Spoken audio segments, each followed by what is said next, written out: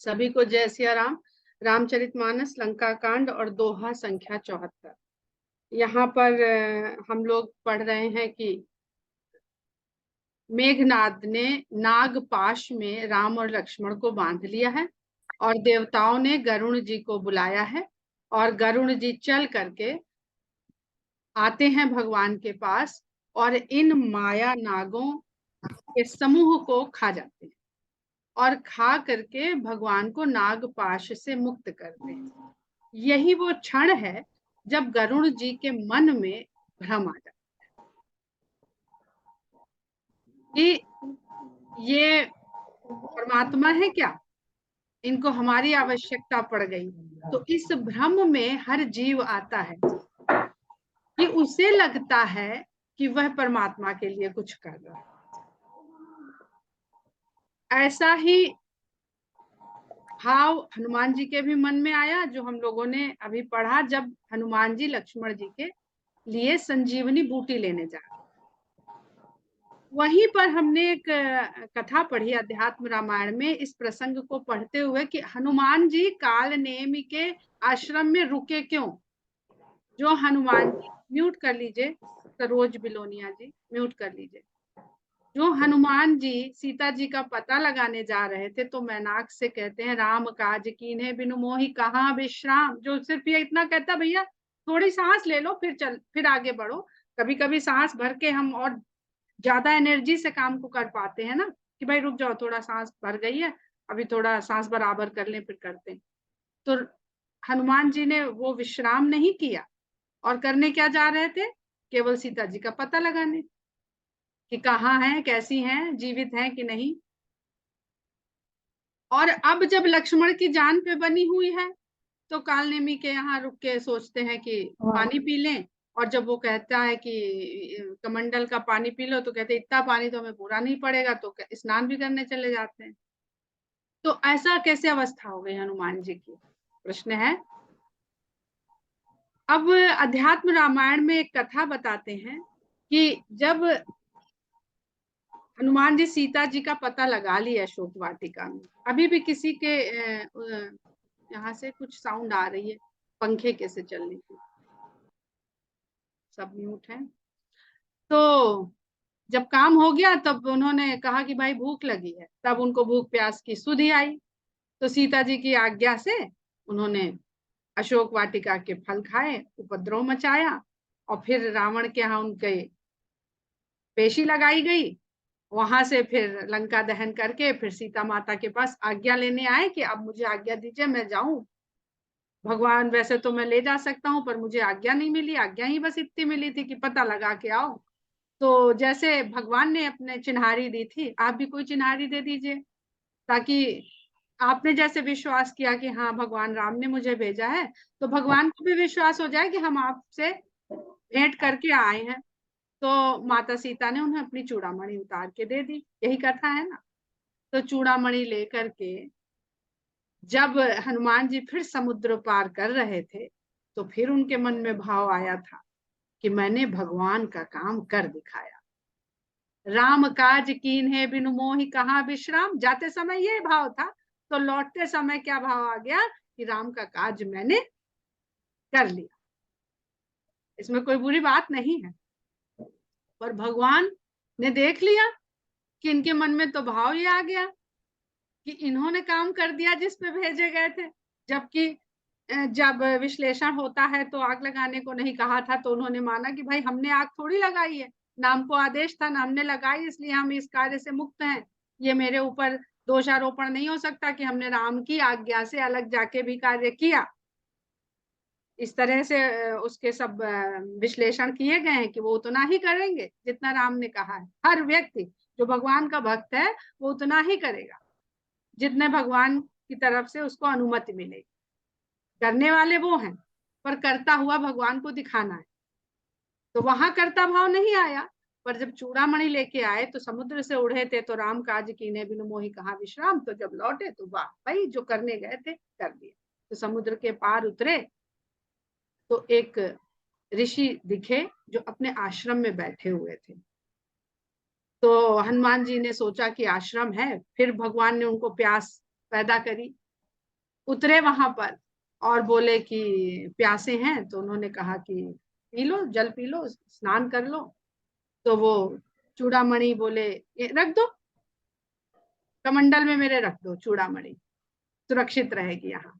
तो वो कमंडल में चूड़ामणि रख के और स्नान किए, जल पिए और आए कि भाई हमें चूड़ामणि दे दीजिए। तो उन्होंने कहा निकाल लो, कमंडल में रख गए थे, निकाल लो वहीं से। तो उन्होंने जब कमंडल में देखा तो वहां असंख्य चूड़ामणि थी।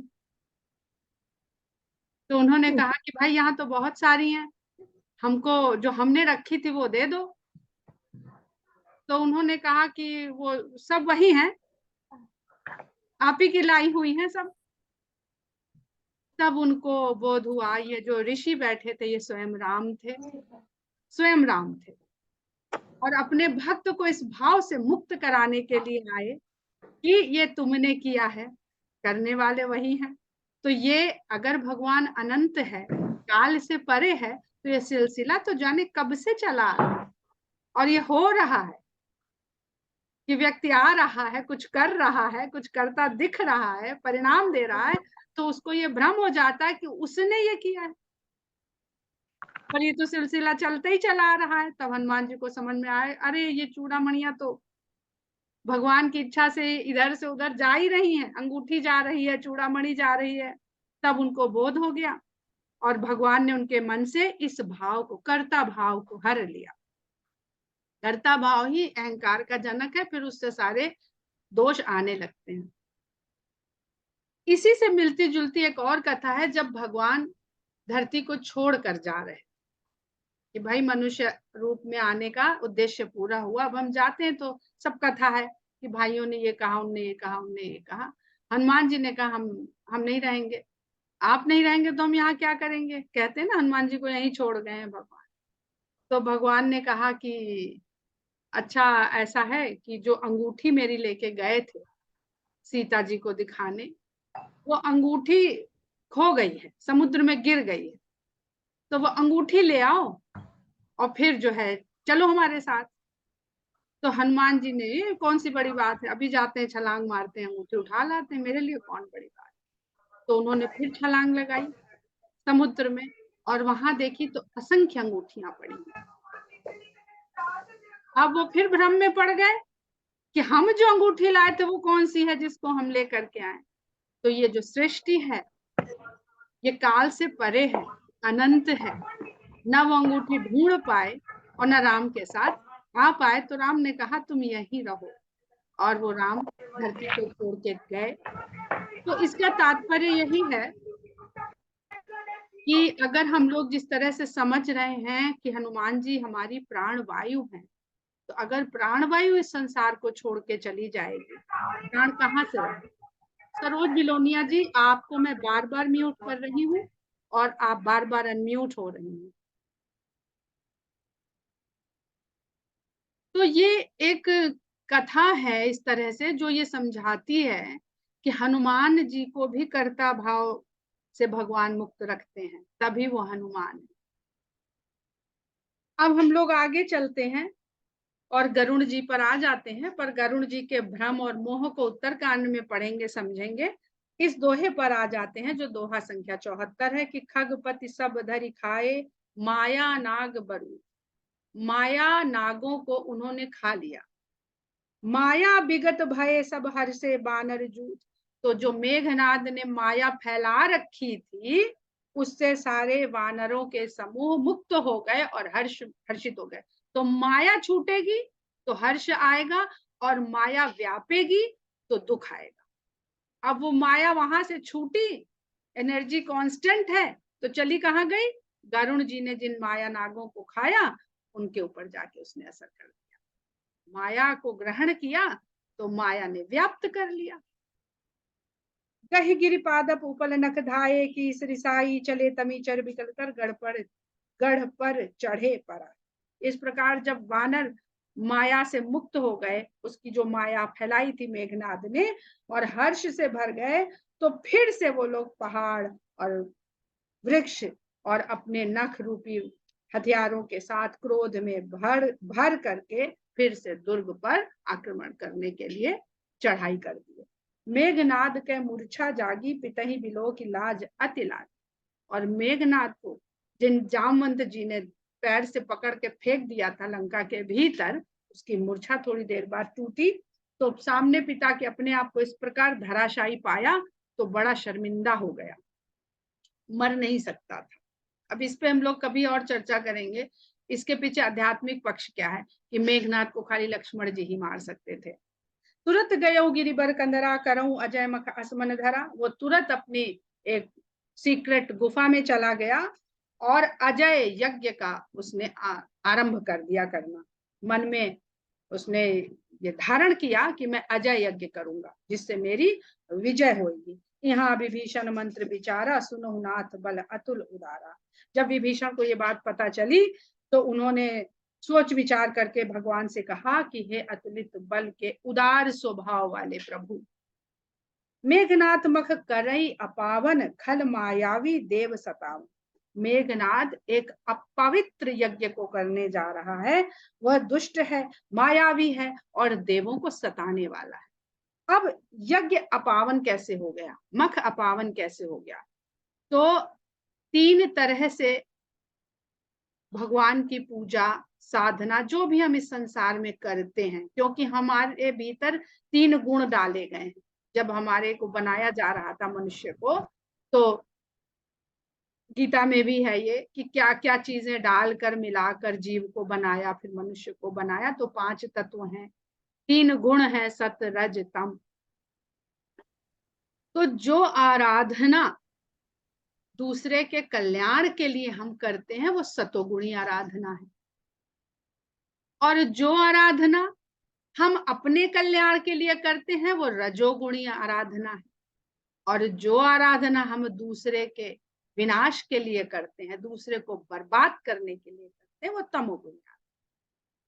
अब हमारे भीतर तीनों गुण हैं, कब कौन सा गुण हमारे ऊपर प्रभावी है, डोमिनेट कर रहा है, वही हमारे कर्म को तय करता है और वही हमारा धर्म हो जाता है। हमारा कर्म ही हमारा धर्म है। तो ये जो मेघनाद यज्ञ करने गया, वो सबको नष्ट करने के, ऋषि मुनि जो यज्ञ करते थे वो किस लिए करते थे? प्रकृति को अधिक से अधिक बढ़ावा देने के लिए, अधिक से अधिक संरक्षण करने के लिए, उसका अधिक से अधिक सभी जीव जंतु उसका उपयोग कर सके और उसका भी कोई नुकसान ना हो प्रकृति का, ऐसा यज्ञ करते थे। तो ऋषियों मुनियों का जो आराधना थी, जो साधना थी, वो सतोगुणी थी, इसलिए भगवान उनके यज्ञों की रक्षा कर। और हम लोग आजकल जो यज्ञ हवन इत्यादि करते हैं, हालांकि वो कोई प्रभावी नहीं है, क्योंकि बार बार वेदों में, भगवत पुराण में, रामायण में सब जगह लिखा है कि कलयुग यज्ञ हवन के लिए है ही नहीं, है ही नहीं। अगर उसमें कुछ काम करता है, आप लोग जब हवन यज्ञ आदि करते हैं तो जो भगवान का नाम उसमें शामिल होता है, बस वो काम कर रहा होता है। वो अग्नि, वो वेदी, वो आहुति कुछ काम करती ही नहीं, क्योंकि वो सब निष्प्रभावी कर दिए गए हैं। मंत्र निष्प्रभावी, सामग्री निष्प्रभावी, क्योंकि आपका स्थल शुद्ध नहीं, आपकी सामग्री शुद्ध नहीं, आपका तन शुद्ध नहीं, आपका मन शुद्ध नहीं। तो ध्यान प्रथम जुग मख विधि दूजे, द्वापर परितोषित प्रभु पूजे। यज्ञ केवल और केवल त्रेता युग का साधन था, साधना का। कलयुग का आराधना का, साधना का साधन केवल नाम जप और भजन। तो अब हम लोग यहाँ पर आते हैं कि मेघनाद मख करें अपावन, खल मायावी देव सतावन। जो प्रभु सिद्ध होई सो पाई, नाथ बेग पुनि जीत न जाही। तो कहते हैं भगवान अगर इसका यह यज्ञ पूर्ण हो गया तो जो ये सिद्ध कर लेगा इस यज्ञ को, इस यज्ञ से मिलने वाली शक्ति को, तो जो ये चाहता है वो पा लेगा और फिर दोबारा अब इसको जीता नहीं जा सकता। सुन रघुपति अतिशय सुख माना, बोले अंगदादि कपि नाना। कभी सोचिएगा कि इतने बड़े युद्ध के बाद आज तक हम लोग खाली रावण, कुंभकर्ण और मेघनाद के स्टैच्यू क्यों जलाते? रावण मर जाए, उसकी संतति इस संसार में रह जाएगी, तो रावण के मरने से कोई फायदा नहीं। इसलिए मेघनाद को वध करना बहुत आवश्यक है। तो रघुपति सुनी रघुपति अतिशय सुख माना, बोले अंगदादि कपि नाना। यह सुन के विभीषण की इस बात को सुन करके राम में बहुत प्रसन्नता अनुभव करी और अंगद आदि वानरों से बोले, लक्ष्मण संग जाहु सब भाई, करो विधंस यज्ञ कर जाई, तुम लक्ष्मण मारे हो रनोही, देख सब है सुर अति। कहते हैं कि आप सभी लोग लक्ष्मण जी के साथ जाइए और इस यज्ञ को विध्वंस करिए जाकर के। और लक्ष्मण जी को आदेश देते हैं कि हे लक्ष्मण, तुम रण में मेघनाथ को मारना, क्योंकि अब मैं देवताओं को दुखी देखकर मुझे अच्छा नहीं लग रहा, मुझे दुख हो रहा है, जो वो भयभीत होकर के रह रहे हैं। मारे होते ही बल बुद्धि उपाय, जय छी जय निशिचर सुन भाई, और उसको बल और बुद्धि के द्वारा उपाय करके मारना, जिससे उस निशाचर की शक्ति क्षीण हो और वो मारा जाए। जामवंत सुग्रीव विभीषण सेन समेत रहे तीनों जन।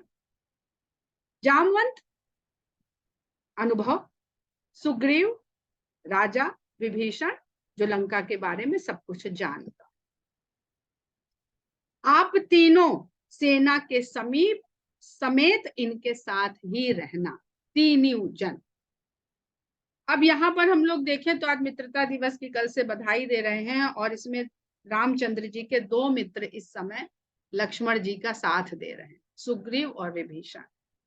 कल के जो सेशन रामचरित भवन का था, वहां पर बहुत सुंदर बात सुनने को, जानने को, सीखने को मिली कि रामचंद्र जी के सेवक बहुत हैं, दास बहुत हैं, भक्त बहुत हैं, मित्र तीन ही हैं।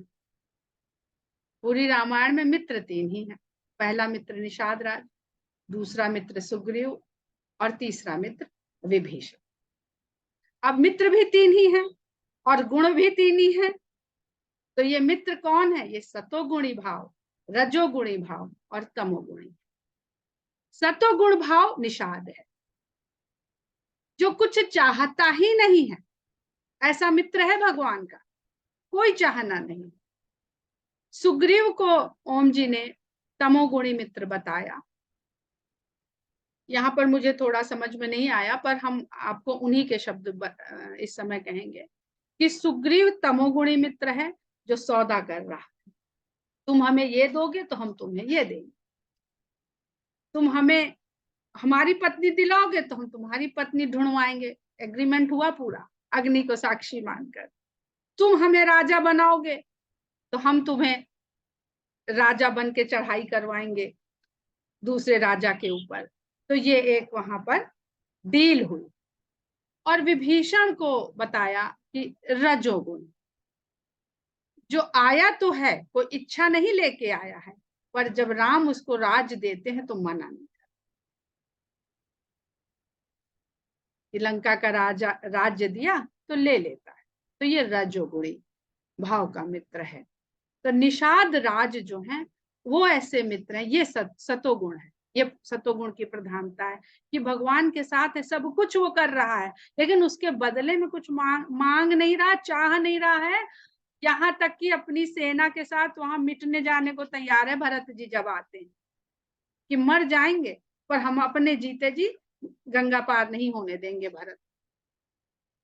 इसी प्रसंग के बीच में वहां एक मीनू जी हैं, बहुत ही वयोवृद्ध हैं और बहुत ही विदुषी महिला हैं। उनके बारे में क्या बताएं, कभी पूरी जानकारी नहीं है, पर उनके पिताजी शायद रामलला का मंदिर का ताला खुलना, इसमें उसमें कुछ जज वज थे, बहुत वृद्ध हैं मीनू जी। उन्होंने फिर एक प्रसंग जोड़ा कि आपने सब जगह के राजा सुने होंगे, लेकिन जिसको अब हम इलाहाबाद कहते हैं, अनीता ये ध्यान से सुन लें, उनको भी बड़ा गर्व है कि वो प्रयागराज की रहने वाली हैं, कि प्रयाग में आज तक कोई राजा नहीं हुआ। ये रामचंद्र जी की बानगी है निषाद को, कि निषाद राज ऐसे निषाद राज हो गए कि प्रयागराज स्वयं प्रयागराज हो गया, प्रयाग में कोई राजा नहीं, जब तक हमारी परंपरा वहां पर चली। बाद में इलाहाबाद हो गया तो हमारी संस्कृति का फिर ह्रास हो गया वहां पर। तो इतनी बड़ी सुंदर बात कल पता चली। यहाँ पर जामवंत सुग्रीव विभीषण सेन समेत रहे तीनों जन, जब जब रघुवीर दीन अनुशासन कट निषंग कसी साजी सरासन। जब राम ने ऐसा अनुशासन, ऐसा आदेश दे दिया, तो कमर में तरकश और हाथ में धनुष बाण सजा करके प्रभु प्रताप उर धरि रणधीरा, बोले घन इव गिरा गंभीरा। भगवान के प्रताप को हृदय में धारण करके बहुत गंभीर वाणी में लक्ष्मण जी बोले, जो तही आज बधे बिनु आवऊं तो रघुपति सेवक न कहा। अगर आज मैं तेरा वध किए बिना लौट आया तो फिर राम का सेवक अपने को नहीं कहाऊंगा। जो सत शंकर करही सहाई तदपि हतौ रघुबीर दोहाई। अगर आदि शंकर भी तेरे सहायक बन के आ गए तो रामचंद्र जी की दुहाई है कि तब भी मैं तुझे मारे बिना लौटूंगा नहीं। रघुपति चरण नाई सिर चले तुरंत अनंत, अंगद नील मयंद नल संग सुभट हनुमंत। रामचंद्र जी के चरणों में शीश नवाकर इस प्रकार अनंत भगवान लक्ष्मण जी तुरंत चल पड़े और उनके साथ में अंगल नील मयंद नल आदि हनुमान के सहित अनेक सुंदर योद्धा उनके साथ हो लिए। जाई कपिन सो देखा वैसा, आहुति देत रुधिर और भैंसा। वहां जाकर के वानरों ने क्या देखा, देखते हैं कि यज्ञ में मेघनाद रक्त की और भैंसों की आहुतियां दे रहा है। किन कपिन जब यज्ञ विधंसा, किन कपिन सब यज्ञ विधंसा, जब न उठाई तब करही प्रशंसा। वानरों ने जाके ऐसी उथल पुथल मचा दी कि ताबड़तोड़ वहां तोड़फोड़ मचा दी और यज्ञ को विध्वंस करने के सारे कर्म कर डाले। लेकिन जब मेघनाथ टस से मस नहीं हुआ तो उसकी प्रशंसा भी करी उन्होंने। तदपि न उठे धरे निकच जाई, लातन हती हती चले पर आई। और तब भी नहीं उठा तो उसके बाल पकड़ पकड़ के वानर उसके बालों में झूलने लगे, नोचने लगे और लात मार मार के वहां से दौड़ दौड़ भागने लगे। अच्छा मौका मिला, इसने बहुत सताया, आज जी भर के लाते घूसे मार लो, इसके बाल नोच लो। लय त्रिशूल धावा कपि भागे, आए जहां रामानुज आगे। वो त्रिशूल लेकर के इन वानरों के ऊपर जब दौड़ा, बैठने ही नहीं दिया उसे, तब वो कहाँ आए, रामानुज के आगे भाग करके आ खड़े हुए।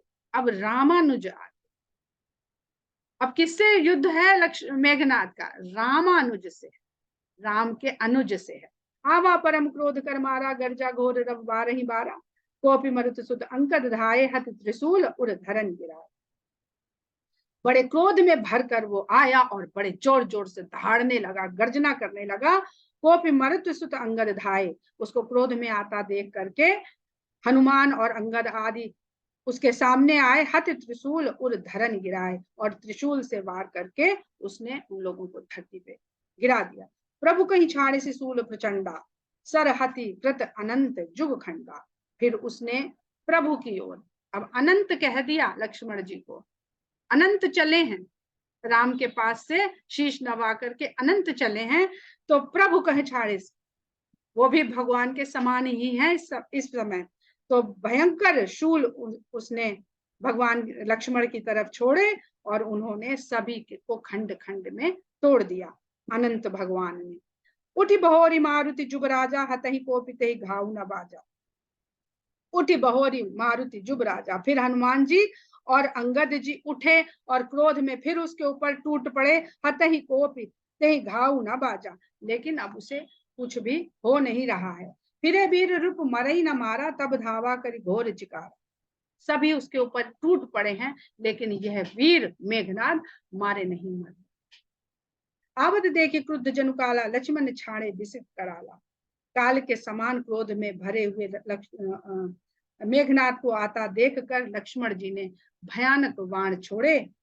देखे से आवत पबि सम बाना, तुरंत भय उखल अंतर्धाना। जब उसने अपनी तरफ काल के समान इन बाणों को आते हुए देखा तो तुरंत वहां से अंतर्धान हो गया।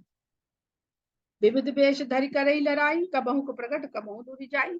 वो विचित्र विचित्र रूप धर के विचित्र विचित्र माया करके युद्ध लड़ने लगा, कभी प्रकट होता कभी गायब हो जाता। देखिए अजय रिपु डर से कीसा, परम क्रुद्ध तब भय अहिसा। इस प्रकार का युद्ध देख करके शत्रु का जो अजय लग रहा था, वानर फिर डरने लगे। तब अहिसा, अहिश सर्पों के स्वामी शेषनाग जी फिर क्रोध में भर गए। लक्ष्मण मन अस मंत्र दृढ़ावा, एहि पापी मैं बहुत खिलावा। तब लक्ष्मण जी ने मन में ये विचार किया, इस पापी के साथ मैंने बहुत खिलवाड़ कर लिया है। सुमिर कौशलाधीश प्रतापा, सर संधान कीन करिदापा। छाणा बान माझ उर लागा, मरती बार कपट सब त्याग। तब कौशलाधीश का ध्यान करके लक्ष्मण जी ने सर संधान किया और वह बाण जाकर के मेघनाद के छाती के मध्य में, हृदय में जाकर के लगा, और मरते समय मेघनाद ने सारा कपट त्याग दिया। रामानुज कह राम कहाँ, अस कही छाण सी प्राण। राम कहाँ है और रामानुज कहाँ है, ऐसा कहते हुए उसने प्राण छोड़े। धन्य धन्य तव जननी, कहे अंगद हनुमान। और अंगद और हनुमान जी कहते हैं कि तेरी माँ धन्य है, मंदोदरी का पुत्र है। तो मंदोदरी का पुत्र होने के कारण उसको लक्ष्मण जी के हाथों अपना अंतिम समय मिला, अपने प्राण त्यागने का अवसर मिला, इसलिए हनुमान जी और अंगद कहते हैं, उसको धन्य मानते हैं उसकी माता को। बिनु प्रयास हनुमान उठायो, लंका द्वार राखी पुनिया। बड़े ही सरलता से हनुमान जी ने मेघनाद को उठाया और लंका के द्वार पर रखा। दासु मरण सुनि सुर गंधर्वा, चढ़ विमान आए नभ सर्वा। मेघनाद मारा गया, यह सुनकर के सुर और गंधर्व अपने अपने विमान में चढ़ के आकाश मार्ग पर आकाश के ऊपर आ गए। बरसी सुमन दुदुम्हि बजावहि, श्री रघुनाथ बिमल जसु गावै। दुम्हि बजाने लगे, फूलों की वर्षा करने लगे और श्री राम का पवित्र निर्मल यश गाने लगे वहां से। जय अनंत जय जगदाधारा, तुम प्रभु सब देवन निस्तारा। लक्ष्मण जी के लिए कहते हैं कि हे अनंत तुम्हारी जय हो, हे जगत के आधार तुम्हारी जय हो। आपने, हे प्रभु, आपने सभी देवों का उद्धार कर दिया। अब यहाँ पर जो हमने कहा था निस्तार शब्द, कल हम लोगों ने बोला था, तो निस्तार अनंत का विस्तार। तो जो अनंत है, इतना विस्तार है जिसमें कि जो अनंत है, इसलिए कहते हैं ना कि चाहे हम कबीरदास जी के भजन सुने कि कर्म गति टारे टरी नहीं राम, या कर्म गति कोई जान नहीं पाता है। तो हमारे जो कर्म गति है, जिसके कारण हम कुछ पा रहे हैं, खो रहे हैं, इसमें उलझे हुए हैं, ये कहाँ से कब शुरू हुई है, ये कोई नहीं जानता है, कोई भी नहीं जानता। फिर हम एक सीरीज की बात करेंगे, उसको अगर आप देखिए, तो जब सूर्य की रचना जन्म हुआ था, सूर्य का जब अंतरिक्ष में जन्म हुआ था, हमारे सोलर सिस्टम के सूर्य का, तो उस समय उसकी ऊर्जा से जो प्रोटॉन रिलीज होकर के धरती पर आया है, वो तय करता है कि उससे बनने वाली एनर्जी को इस धरती पर कौन सा जीव एनर्जी के रूप में, भोजन के रूप में ग्रहण करे। बहुत अच्छे से उसमें दिखाया। तो ये तय होता है सब पहले से कि आप कहाँ जाएंगे, कहाँ खाएंगे, क्या पाएंगे। तो इसलिए जो कर्म है, जैसे भगवान अनंत है, वैसे ही शेषनाग भी अनंत है, वैसे ही माया भी अनंत है। तो कहते हैं तो इस विस्तार से अगर कोई निस्तार कर सकता है, तो भगवान की कृपा से हमारे कर्म ही हमें उद्धार कर सकते हैं। दुख क्यों है, दुख हम कहते हैं दुख है, दुख क्यों है? अगर कोई कारण नहीं है तो दुख भी नहीं होगा। तो वो कारण है, वो कारण अनंत है। दुख को हम हटाना चाहते हैं, इसका मतलब कुछ तो कहीं है जिससे हम मुक्ति चाहते हैं। तो ये मुक्ति क्या है, ये उद्धार क्या है? ये उसी अनंत विस्तार से निस्तार पा जाना है। पर ये हमारे लिए इसके जो मजबूरी है वो कर्म है, कर्म हमें करना पड़ेगा। पर उसको चलाने वाले शेषनाग जी और भगवान राम है। हमारे कर्मों के द्वारा हमारा निस्तारण हो सकता है, पर इन दोनों की कृपा से। अस्तुति करी सुर सिधाए, लक्ष्मण कृपा सिंधु आए। देवता लोग लक्ष्मण जी की स्तुति करके अपने अपने लोक को सिधा गए, और लक्ष्मण जी फिर वहां आए जहां कृपा के सागर भगवान राम थे। सुत बध सुना दसानन जबहि, मूर्छित भयउ परे महि तबहि। जैसे ही पुत्र का वध रावण ने सुना, मूर्छित होकर धरती पर गिर पड़ा। मंदोदरी रुदन कर भारी, उर ताड़न बहु भांति पारी। मंदोदरी ने पुत्र का मृत्यु सुनी तो वो बहुत प्रकार से विलाप करने लगी, रोने लगी, और नगर लोग सब व्याकुल सोचा, सकल कहाँ ही दस कर। नगर के सभी लोग सोच में पड़ के व्याकुल हो गए कि मेघनाद को भी मार दिया गया, मेघनाद भी मारा गया। ऐसा सुनकर उनको महान सोच हो गया कि अब क्या होगा, और इसके लिए सब रावण को दोष देने लगे, उसे नीच मानने लगे। कि जिसने अपनी इच्छाओं के लिए, अपने अहंग के लिए अपने पुत्र तक को बलि चढ़ा दिया। तब 10 खंड विविध विधि समुझाई सब नारी, नश्वर रूप जगत सब देखो हृदय विचार। तब रावण सभी स्त्रियां हैं वहां, तमाम सारी स्त्रियां उसकी रानियां हैं, पुत्र वधुएं हैं, उनसे कहता है कि अरे जरा विचार करिए, समझिए तो, नश्वर रूप जगत सब, ये सारा संसार नश्वर है, एक दिन तो सबको नष्ट होना है, सबको मर जाना है। देखो हृदय विचार, हृदय में विचार करके देखिए, इसमें इतना विलाप क्यों करना। 2 चौपाई पढ़ के विराम कर देते हैं, क्योंकि इससे बहुत रिलेटेड है। तिन्हि ज्ञान उपदेशा रावण, आपुन मंद कथा शुभ पावन, पर उपदेश कुशल बहुतेरे, जे आचरहि ते नर न घने। इसकी व्याख्या हम लोग कल समझेंगे। तो आज दोहा 77 पर विराम देते हैं। जय सिया।